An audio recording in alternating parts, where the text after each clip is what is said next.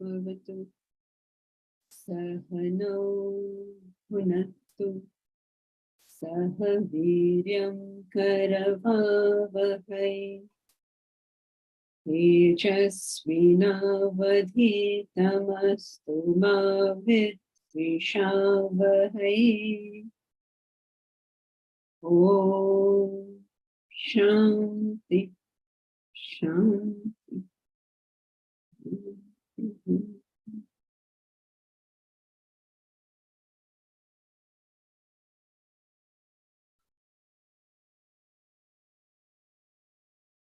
I see a lot of new friends today in class. Welcome to everybody who's joining for the first time.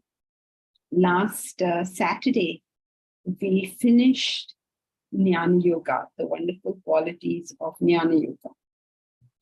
Tomorrow, we are going to be doing Bhakti Yoga. And today is for Karma Yoga. It is this class is in English. I can use a little Hindi, but the class is in English. People from all over come. So we've kept to one language. So we have last week we finished Karma Yoga. Finished Jnana Yoga. Tomorrow, कल हम लोग भक्ति योगा करेंगे. आज का दिन है for Karma Yoga. Karma Yoga is really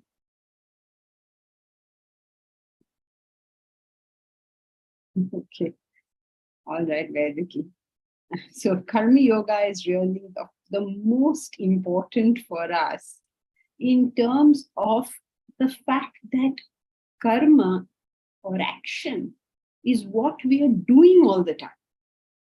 Our day, our life, everything is going to go in action. Just think about it. Your entire adult life, you are going to be doing something. Now, when you're doing something, there's always a dichotomy. Shall I do it for myself? Shall I do it for others? How do I manage to balance between what my needs are, what other people's needs are? There is always a dichotomy when action starts. When you're sitting and thinking by yourself, you may be very calm. You may know all the answers. But the moment action starts, all the troubles of the world descend on us. So, the Bhagavad Gita, Vedanta have studied this whole art of action and studied it incredibly well in such a way that if we were to understand the principles laid down, we will be able to achieve amazing success for ourselves and amazing success for others too. We'll be able to achieve amazing peace for ourselves and amazing peace for others too. It's an incredible thing. There is abundance and fulfillment for us naturally because we are doing the right thing. And we will be the cause of abundance and fulfillment for others as well. So in the Gita, he describes this path as the path where there's no loss of effort. It's a very beautiful coinage. The path where there is no loss of effort. Because in life, there's a lot of loss of effort. We do a lot of things and success may come, may not come. People may be happy, people may be unhappy. This is one path, one technique, one knowledge that ensures that we can be happy, we can be productive, and we can help others do the same. So it's supposed to be Shreya. It's called Shreya.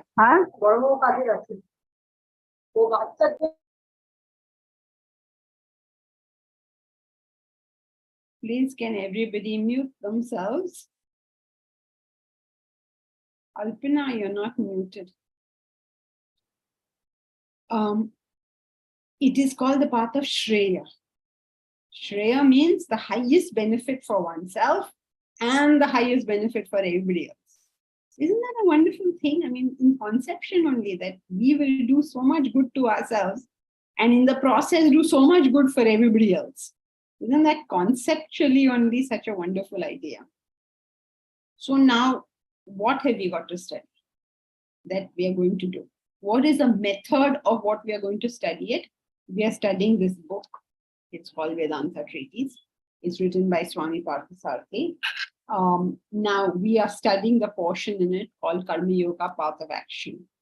How we do this class is somebody from the class, any one of you, can read a paragraph and summarize it so that we know we have got the main points from whatever that paragraph is there to show us. Okay, is that clear? Anybody has any questions up to this point? This class is interactive. Feel free to question, but please try to keep your questions related to the subject matter. Okay, now don't start in reincarnation hota hai kya, God hota hai kya. Let's not worry about all these things. Let us just focus on Karma Yoga. So if you have any question, please feel free to ask. And everybody, please self-regulate to make sure that your questions are relevant to the topic we are studying. Okay, so who will read the first paragraph?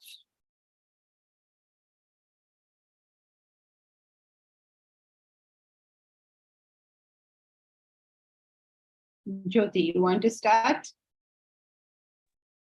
I can read. Okay, read. So, do I read or? Somebody is. Okay. So wasn't you? Who is this? Sujata. Sujata, yes, go ahead. Yeah, Jyoti, do the next. Sujata, this your first Vedanta class, or have you been attending Vedanta Treatise classes? Ma'am, this is my first class. Okay, great. So read the paragraph. Okay, ma'am. Karma Yoga, Path of Action. Karma means action, and Karam Yoga is the path of action designed for persons in the active category. Action is inevitable as long as one is alive. Since every human being is constituted of vasanas, desires, one's vasanas forcibly manifest themselves as thoughts, desires, and actions. A human is bound to act, but is free to choose the type of action he executes. Karam Yoga provides the course of right action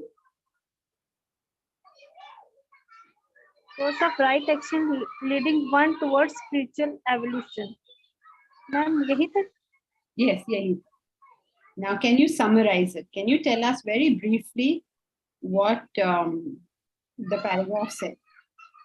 Ma'am, in this paragraph, writer lays stress on the karam. Karam means action. Every human being is constituted of vasanas, desires, and he is bound to act. उसको मतलब हर इंसान को कोई ना कुछ काम करना ही पड़ता है, कोई ना कोई कर्म करना ही पड़ता है, और अपनी इच्छा को पूरा करने के लिए भी हम कोई ना कोई कर्म करते ही हैं. और हर एक की जो वासना है वो फोर्सिबली मैनिफेस्ट देमसेल्फ, जैसी उसकी सोच होगी, जैसी उसकी डिजायर होगी, वैसा ही उसका एक्शन होगा. और वो किस टाइप का एक्शन करता है वो उसके ऊपर निर्भर करता है. तो कर्म योग हमें ये प्रोवाइड करता है कि हम सही एक्शन ले. जब हमें कर्मास की नॉलेज होगी तो हमारा स्पिरिचुअली हम एवोल्यूशन हमारी हो सकती है, हम अपग्रेड कर सकते हैं स्पिरिचुअली, और हमारा एक्शन जो होगा हमें राइट एक्शन करने का सोच समझ आ जाएगी कि हमें कैसे करना. Very good, Sujata. So karma means action. That's what the word means, because there's so much confusion on this word. They say all sorts of things are said about it. So firstly, the word karma means action.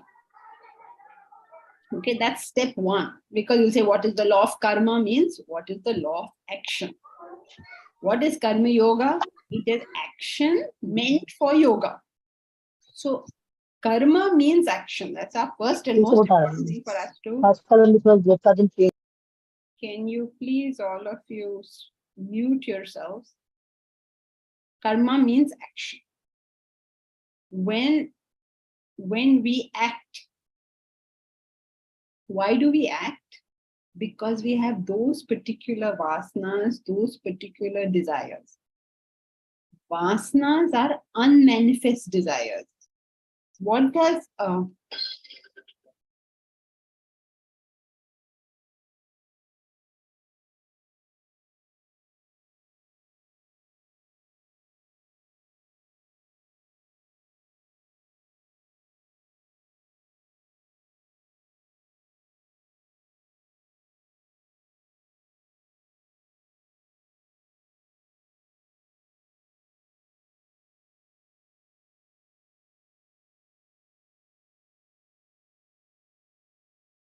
Refund आ जाएगा इस case में भी हम लोग भी monitor और हम लोग भी वैसे भी मॉनिटर करते ही है ये सब चीजों के लिए इन केस मेरे पास आता है पेमेंट तो मैं आपको ऑर्डर को प्रोसेस कर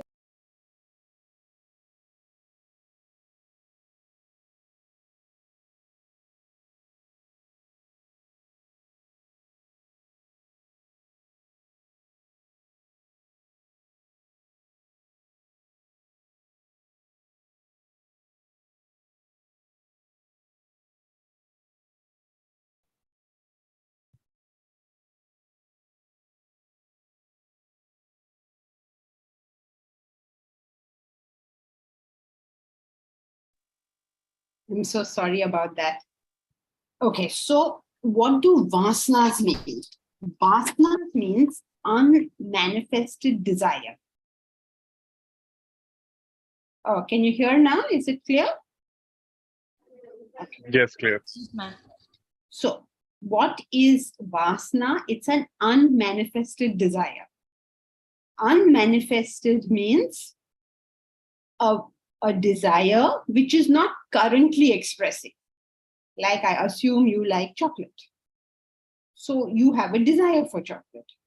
But right now, as you are in class, there is no desire for chocolate, correct? So where is that desire when you're not feeling the desire? There's no desire in your head. So where is that desire? The state of that desire is known as vasana. Right? So vasana and desire are just two sides of a coin. It's like seed and plant. So where there's a plant, there has to be a seed. Where there's a seed, there will one day be a plant. So vasana means an unmanifested and unexpressed desire. Unexpressed, unmanifested means जो व्यक्त नहीं है, अव्यक्त form में है. So vasana and desire is exactly the same thing, except one is manifested, expressed, the other is not. Now, when we have these desires or vasanas, they start expressing in us as thoughts and eventually as action. Now, the interesting thing about this is, even though your thoughts are coming from your vasanas or desires, the fact is that you also at that time have a choice because you're a human being. Because you're a human being, you get a choice of what action to perform. No other creature gets that. Since you get a choice of what action to perform, what becomes very important is the knowledge of action, which is known as karma yoga. When you know about it, you will learn to choose correctly. The reason we make bad choices in life is because our understanding is flawed. When our understanding is flawed, our emotions start in a wrong manner. And when these emotions are very strong, then you all know what happens, right? You very much feel like doing something, and then before you know it, it's done. And then, of course, repercussions will come. So, very important that our understanding is not flawed. When the understanding is flawed, emotions start for the wrong things. When emotions start for the wrong things, it is like a vigor, it is like a force that is created in us. And then we do all sorts of things that later on we may come to regret. I mean, even the most simple things, right? Even in what to eat. A diabetic loves to eat sweets. In every little thing in life, this thing exists. So, what we are studying is how to choose the right action. When you choose the right action, we get peaceful, we become happy people, we become successful people. Now, let me check. A lot of people have written a lot in the Acha Yogini. The book is Vedanta Treatise. The author is A. Parthasarathy. Okay, so you're all telling me it's the first class. I actually read all this, so just put your questions here, please. Otherwise, thank you for telling me this. I can see you are all new. Because I usually know everybody in the class. So, Ma'am, can you repeat the name of the book? Vedanta Treatise. Thank you, ma'am. It's a complete book on Vedanta. It must be one of the best books on Vedanta because it has the entire knowledge of Vedanta in it in a very systematic and understandable way. So today we are going to be doing the Karma Yoga bit, and you will see what I mean when I say it's the entire knowledge in a very systematic way. Okay, so.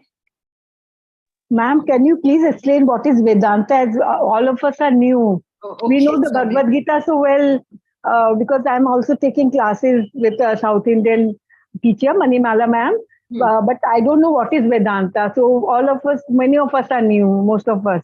Okay. What is Vedanta? Actually, we want to know. All right. So Vedanta comes from two words, Veda and Anta.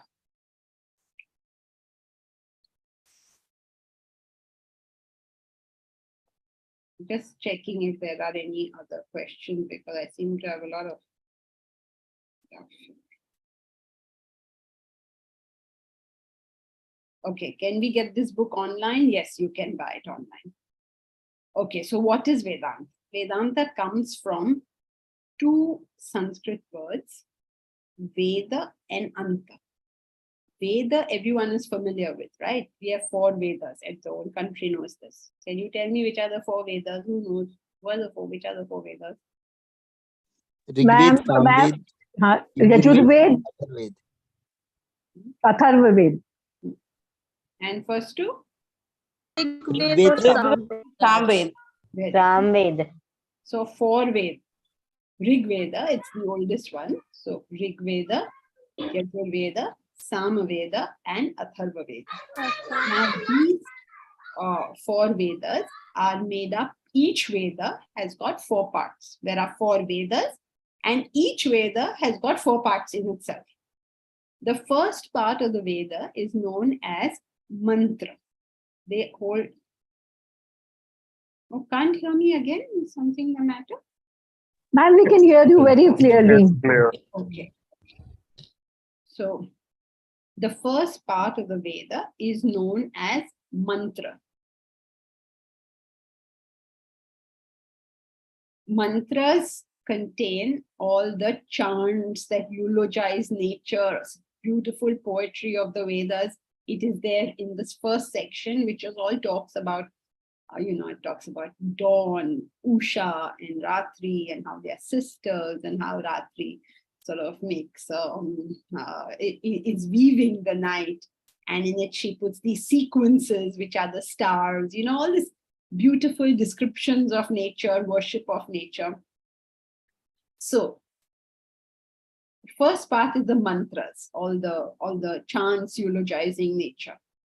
Second part is the Karmakanda portion, which is all the rituals associated with Hinduism, the Havans, the Yajnas, the Yagas, all of that is the second portion.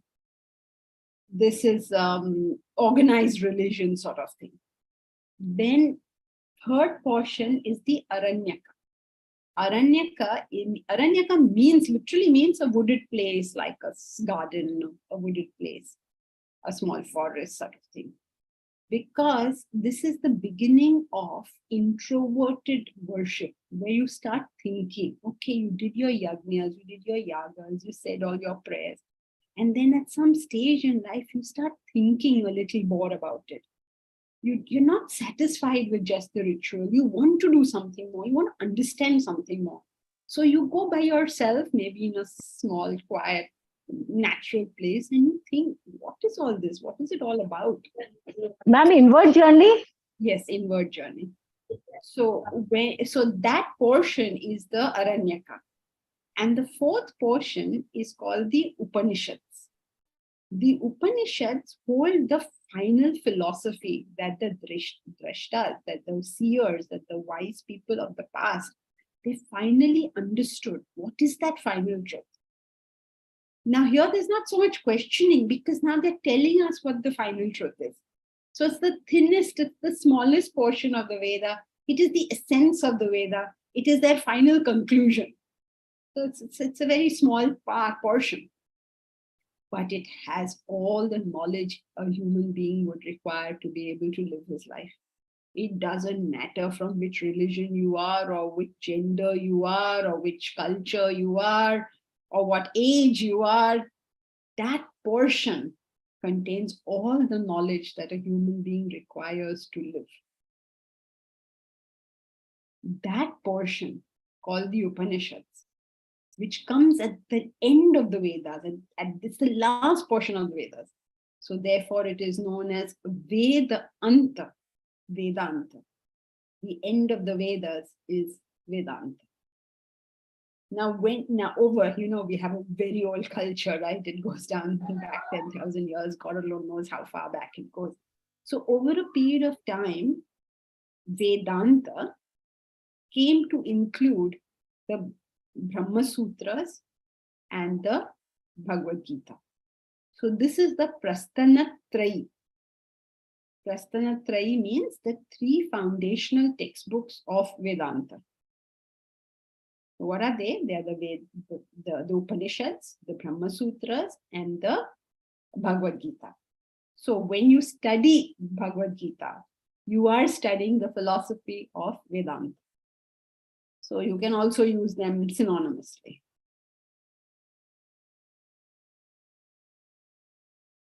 Okay. So now Bhagavad Gita or Vedanta, whatever you choose to call it, has laid down these laws which we are about to study. The law of Karma Yoga. Karma Yoga means action which is done for yoga. Yoga means to join. To join to what? Join to the ultimate truth, to the highest reality. So that action which takes you to the highest reality.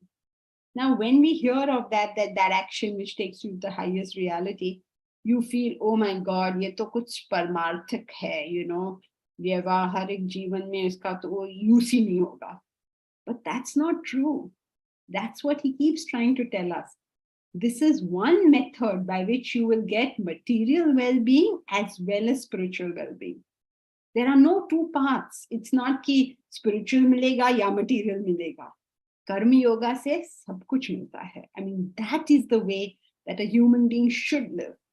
And if you see in our country, isn't that what happened? When people lived this knowledge, we were the richest country for the longest period of time. And we were also the most peaceful, most loving, most friendly country. All visitor accounts gave us this thing, that the people in India are very welcoming to everybody. And today also we are like that. We are much more friendly than most other nations. We have this concept, Atithi Devo Bhava, Vasudeva Kutumbakam. We have all these concepts. They come from our own past. So we were not only the richest, we were definitely the richest. The whole world congregated here to take our money. And those who didn't come here to take our money came here to learn about peace. So we had both. And if we all work together, we'll still have both. So this is the path. This is what they taught in the Gurukuls, that everybody was happy as well as very productive, very successful. Priyadarshini, I missed the division of Veda part. Okay, so the division of the Vedas are 4. First one is mantra. Second one is, anyone remembers? Karmakand. Karmakand. Karmakanda part. The third one is, Aranyakas. Aranyak. and the fourth one is Upanishads. Upanishads. 4 parts. After Gita, Brahma Anand. After Gita, Brahma Sutra, third one, Upanishads. So Vedanta, when you say, you mean 3 textbooks. Number 1, the Upanishads. There are multiple Upanishads, but all of them put together. So the Upanishads, Brahma Sutra, and Bhagavad Gita together form the 3 foundational textbooks of Vedanta. Okay, so shall we continue? Everybody okay up to this point? Any questions up to this point? Or shall we go to the next paragraph? Okay, so just repeating what the first paragraph was about. Karma means action. Action comes from desires and vasanas. And it is this knowledge of action that takes us to everything that is worth getting, whether it is material or spiritual. What the first paragraph is talking about. Uday Badal.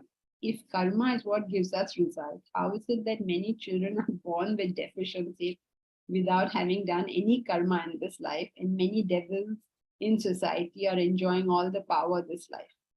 Is it that we get the results of our karma only in the next life, as we don't remember anything of previous life? Is it not that one will never repent or improve? Uday, what shall I say to you? Shall we study Karma Yoga and then, let's study it, and then if you have a question, then you can deal with it then.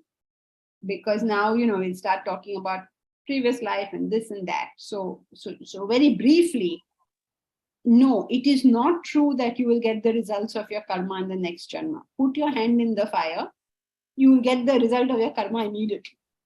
So what kind of effects come depends on what kind of actions are there. So you get your results immediately. If you feel there are people who are devils and they're in position of power and they're enjoying themselves, no, this is a mistaken notion we have. If I'm not capable of doing karma yoga, I will not be capable of happiness.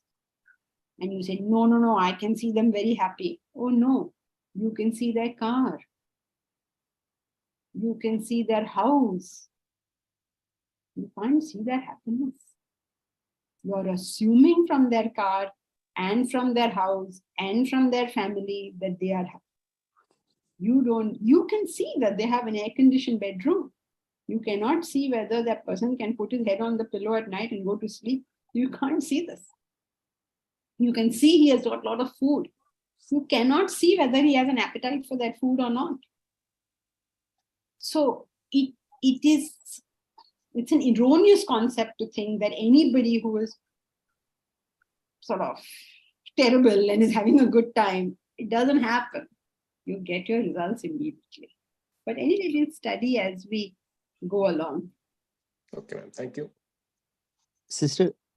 Yeah, 1 second. Kishore, Yeah. Kishore, you had a question? Yeah, sister. Can I ask? Yes, please go ahead. Yeah.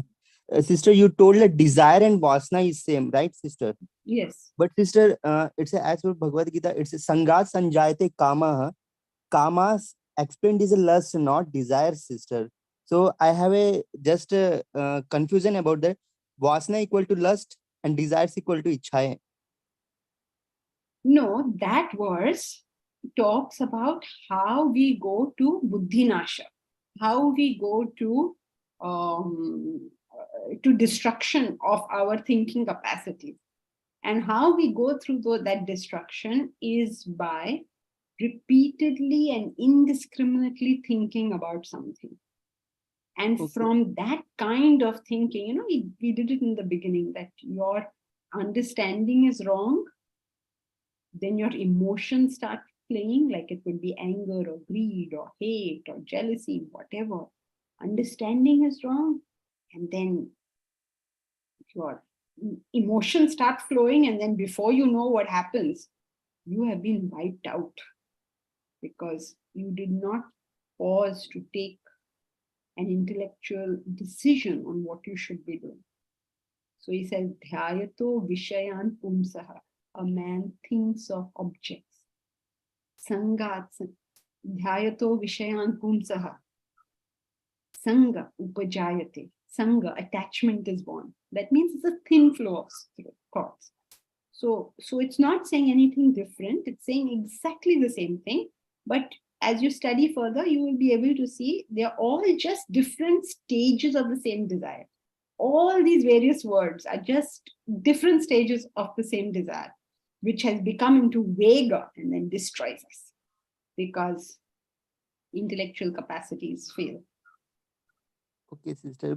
Just I want to. That is the question, sister. Desires and lusts are both are same or different? Yes. That is my question, sister. Yes, Only. they're all different stages of the desire. Like sanga, Okay. attachment is when it's very low. Desire is it's grown. Lust is it's grown massively. The same thing. Okay, sister. Thank you very much. Okay, is there anything else?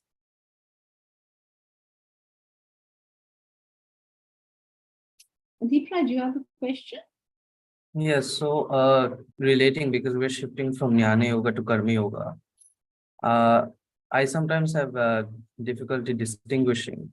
So can we take an example like Jnana Yoga is physics, theoretical physics, and Karma Yoga is engineering, like applying, or is it correct to? Yes, you could say that. Okay.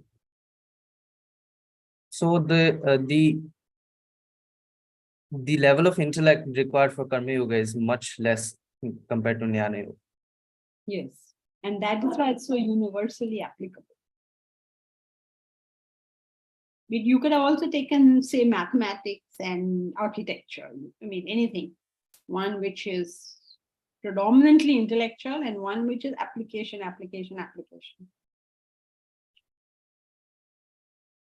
All right. So who will read the second paragraph? I'll read. Yes, please go ahead. All creatures except human beings have a built-in program to conduct themselves in the nature of their particular species. Just as the carnivore and the herbivore merely display their distinct and different natures, only human beings have the choice of action. No other creature is faced with a dilemma of choice.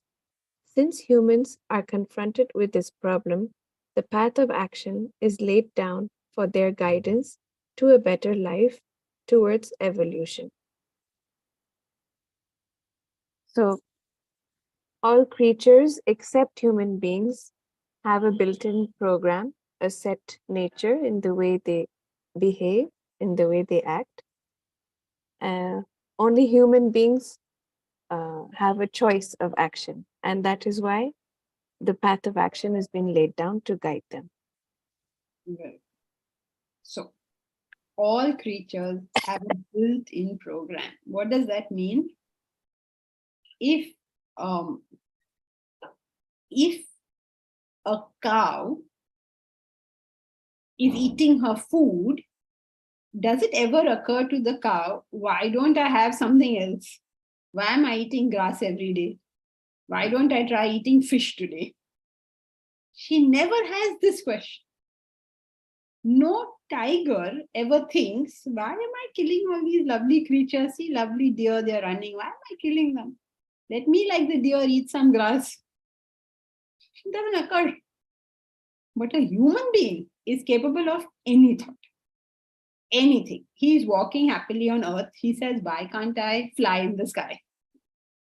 Does any animal think like that? And now we have a whole aviation industry because a human being thought, why do the birds fly? Why can't I fly? Fly. Some human being thought, we are walking on planet Earth. Why are we not walking on the moon? So then now whole industry to go to the moon, right? So a human being can think beyond what he is born with. And the consequence of that is he gets a choice of action because he can conceive this. He can conceive a possibility. Now, when he conceives the possibility, he may do it or he may not do it. Ravana conceived the possibility of going and stealing Sita, the Lord's consort. He has all the damsels of heaven, but now he wants the Lord's consort as well. He conceives the possibility. And having conceived a possibility, he starts acting on that possibility without knowledge. And when he does, then he reaches whatever conclusion, whatever end result it reaches. So a human being is capable of doing something different than what his entire species does. All tigers will behave in the same way. All cows will behave in the same way. All monkeys will behave in the same way. All mosquitoes will behave in the same way. All rose bushes will behave in the same way.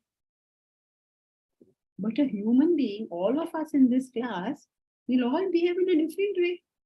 Some people will be very quiet. Some people will be very talkative. Some people will say, oh, this class is fabulous. Some people will say this class is terrible. Some people will say X and some people will say Y. हर एक की अपनी अपनी सोच होती है. So, because this is a possibility with a human being, he has a choice. अब मैं मेरा करूं कि उसका करूं, ये करूं कि वो करूं. And that is why the knowledge of karma is so important. Otherwise, we can become like Ravana, do go there, or we can become like the Wright brothers and start a whole aviation industry. We could, right? We have so much capacity. So that's what he's talking about. Everybody, all other creatures are the same. We all are separate and distinct. Okay, so far so good. Can we call it as Vasana? You mean why we're different? Yes, we can call it as a Vasana. But the fact is, it's not like it is so pre-programmed. Even if you have Vasana for X, you can still want to do something Y. So yes, you could call it a Vasana. That is why we are different. And also,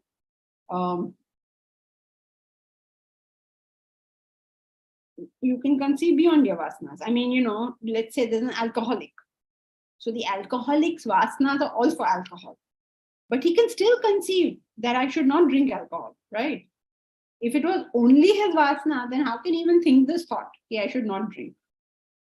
So we are different because we have different vasanas.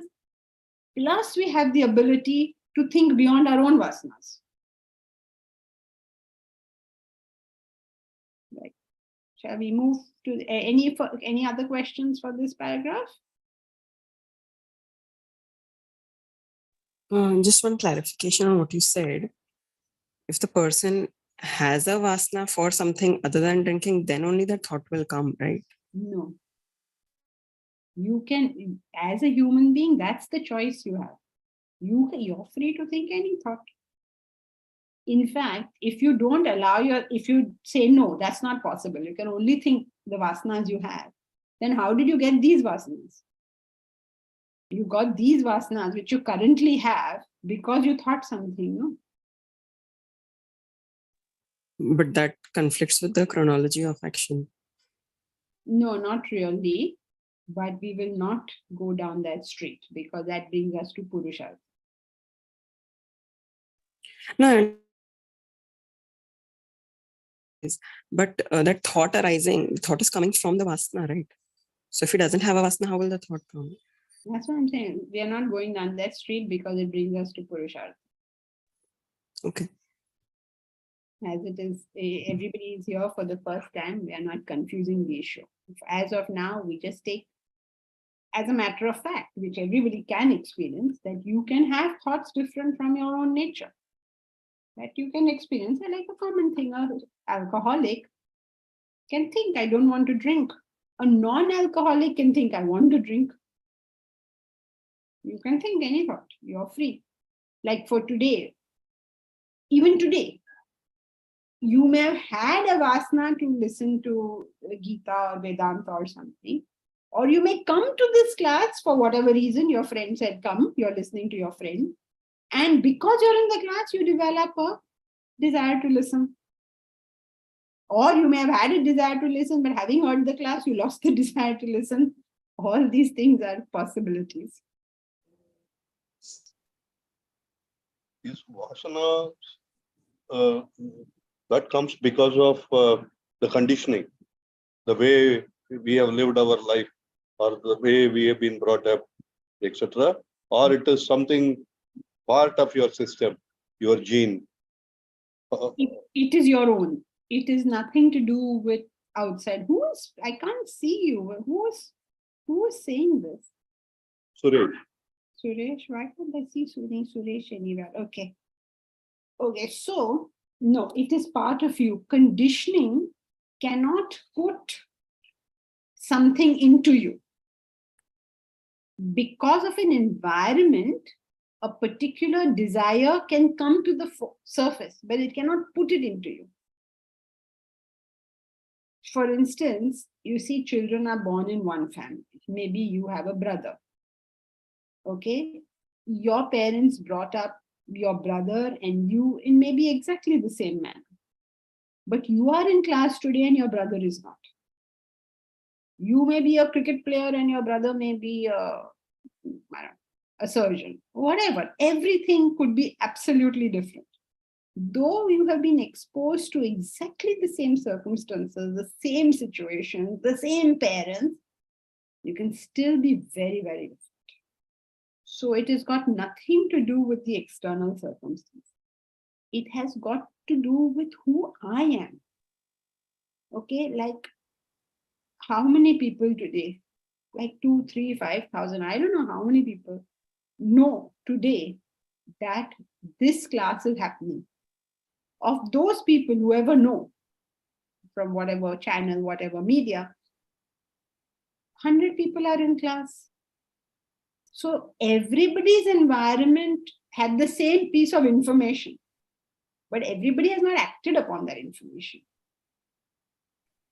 So it is inherent in you. Vasana is what you are born with or what you create, but it is very inherent to you.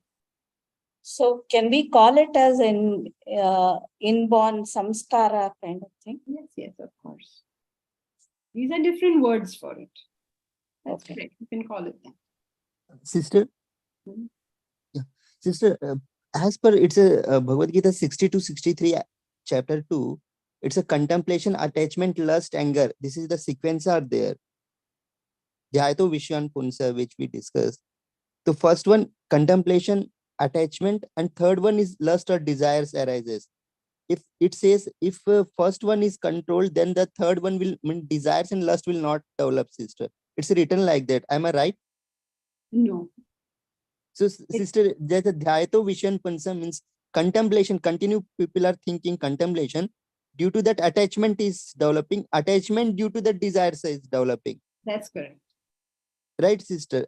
And that after that, anger is arising. If I will first control the contemplation, the other things will not come. That's correct.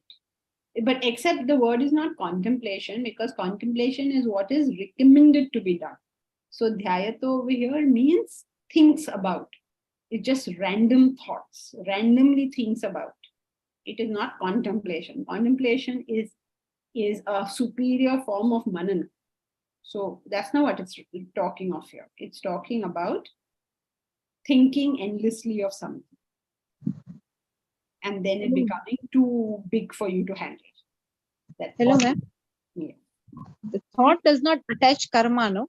Only when it's put into action, it attaches karma. Am I right? No. Any thought of any action, if I think of something bad, some vasna, suppose if I think of killing anybody, that does not attach karma. Only when I put it into action, it attaches karma. Is this right? No, not really, not technically. If you go to any other class, they may tell you so, because that answer will also be correct. That answer is correct in the sense that you can think all you want about murdering somebody.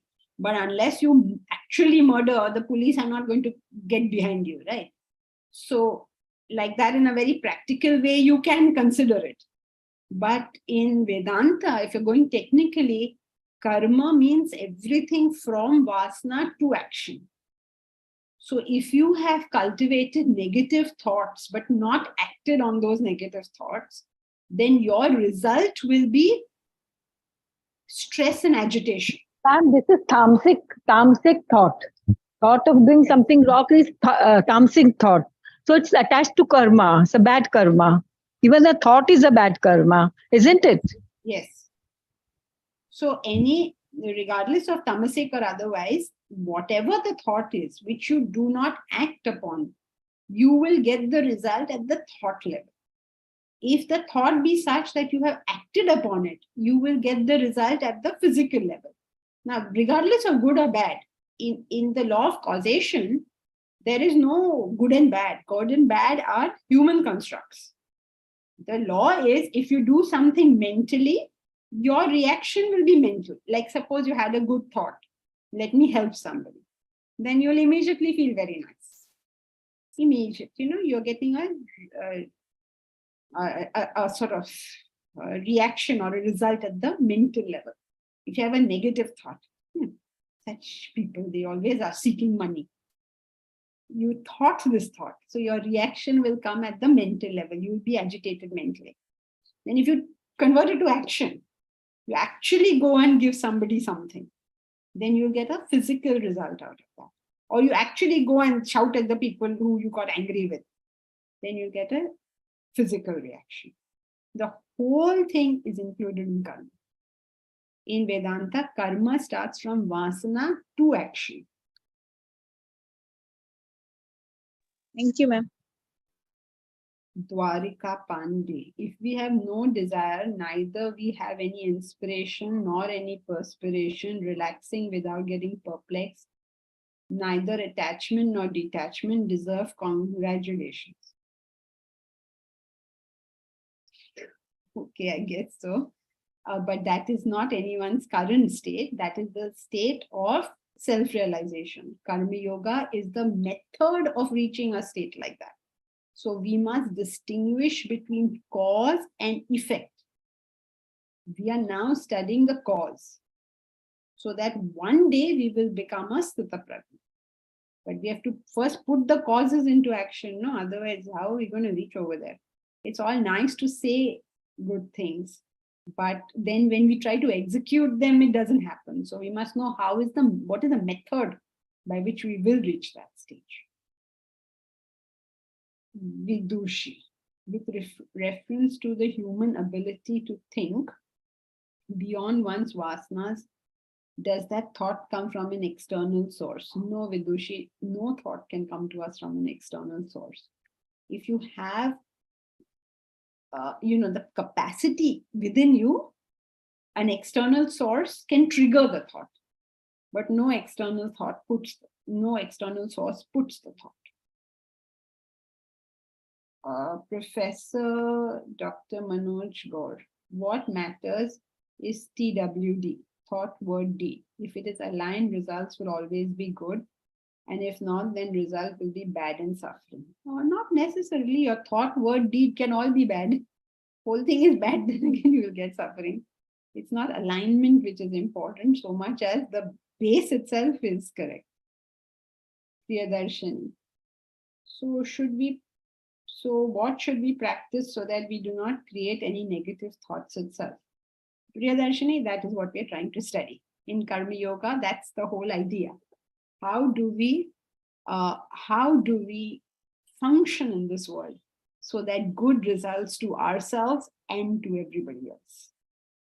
It's a very, very powerful concept. We'll study it. I mean, we are not going to conclude it today. It's a book, we're studying it. And we'll continue this every Saturday until we finish Karma Yoga. Okay, so there are 2 pages of it. That's why we can afford to go slowly, because there's no, sort of time bondage on us. All right, who will read? Any further questions on this, or shall we move to the next paragraph? Okay, who will read the next paragraph? Sister, is it any? Yes. Sister, is it any Bhagavad Gita shloka? Are you concluding the entire first 6 chapter in this small paragraph, sister? I'm not getting. Kindly. Yeah, okay. No, it is not referring to any particular shloka. This book, Vedanta Treatise, has taken the whole knowledge of Vedanta and put it in a comprehensible, systematic manner. It's not referring to anything directly. It's the philosophy on which all these books are based. So, ma'am, where do we get this book? Can we get it from?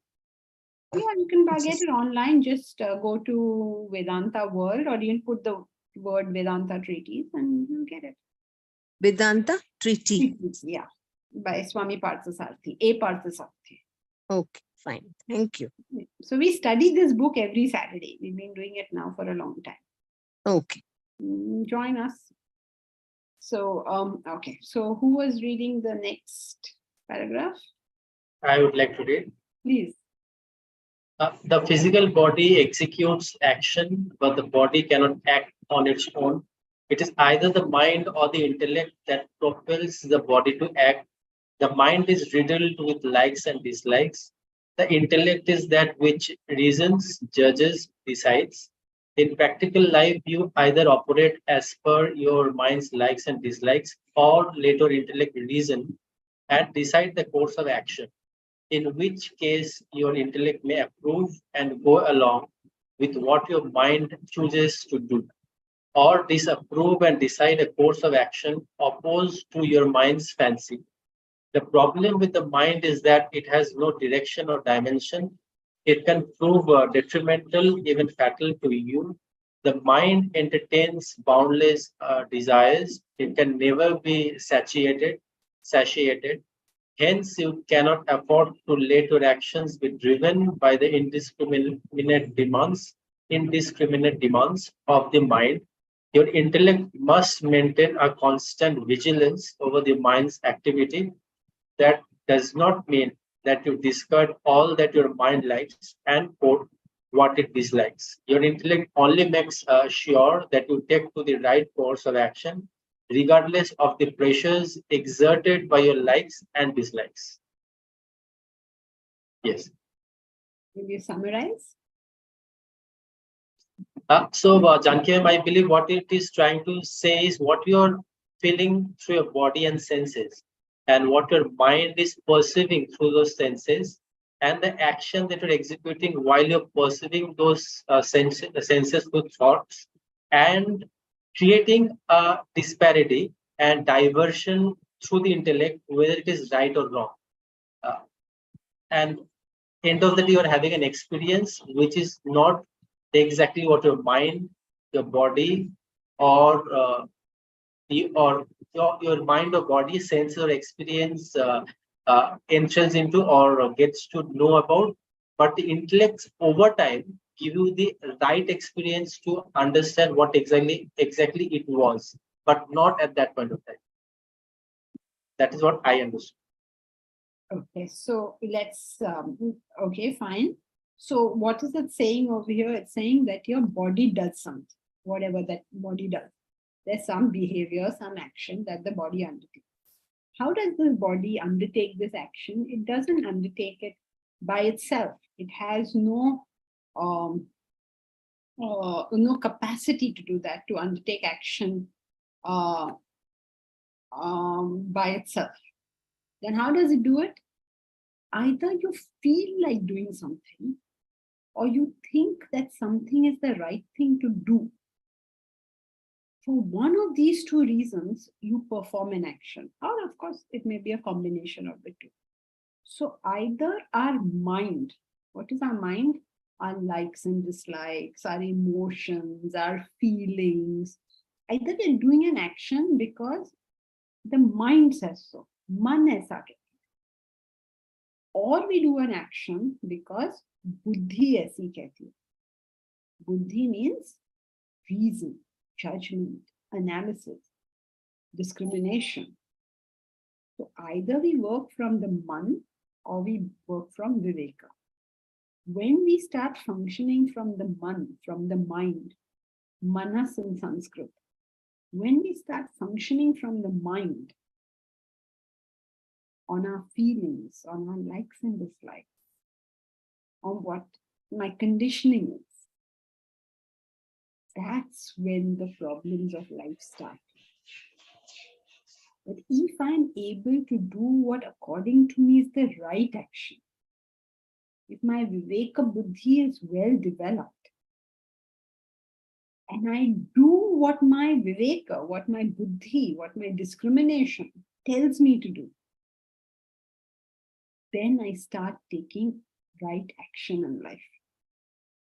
Now, this doesn't mean that the mind and the intellect are always divergent. It doesn't mean that mind is going in one direction, intellect is going in another direction. That's not so. Sometimes they're going in the same direction.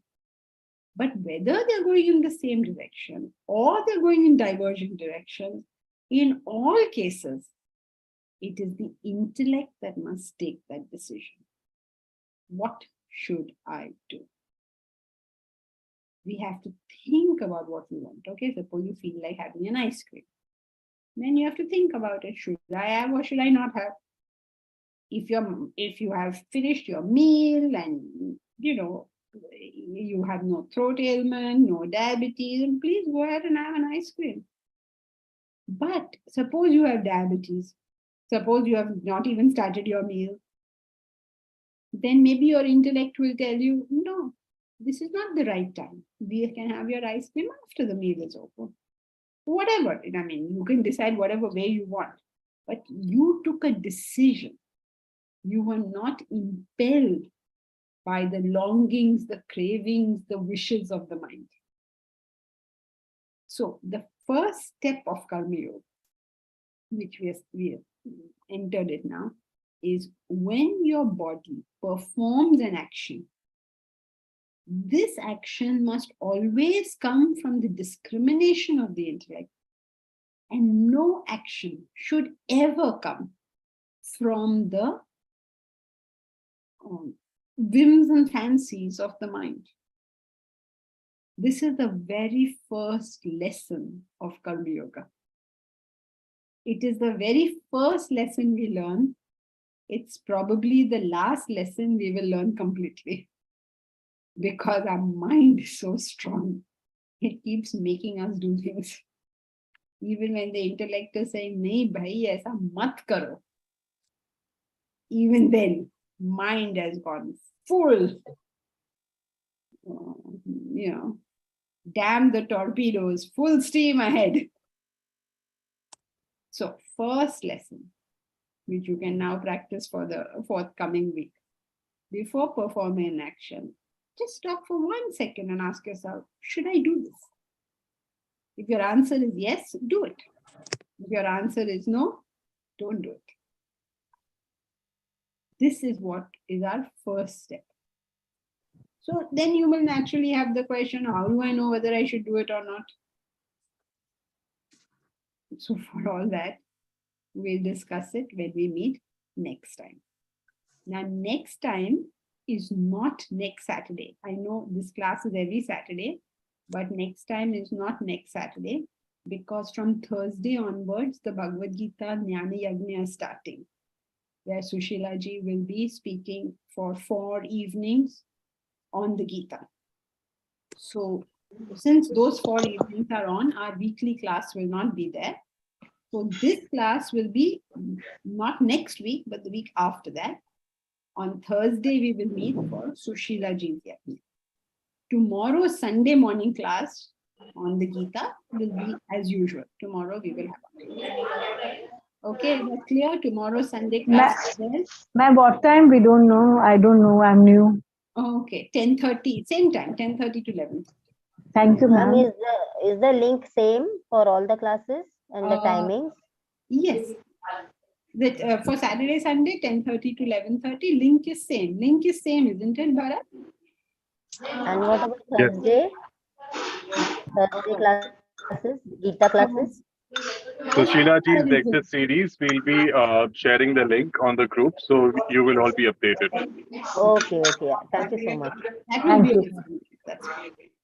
Thank you, ma'am. It was an excellent class. Thank you so much. Really Excellent. Thank you, madam. Thank you. Thank you, madam. Clear. Hari Om Jai.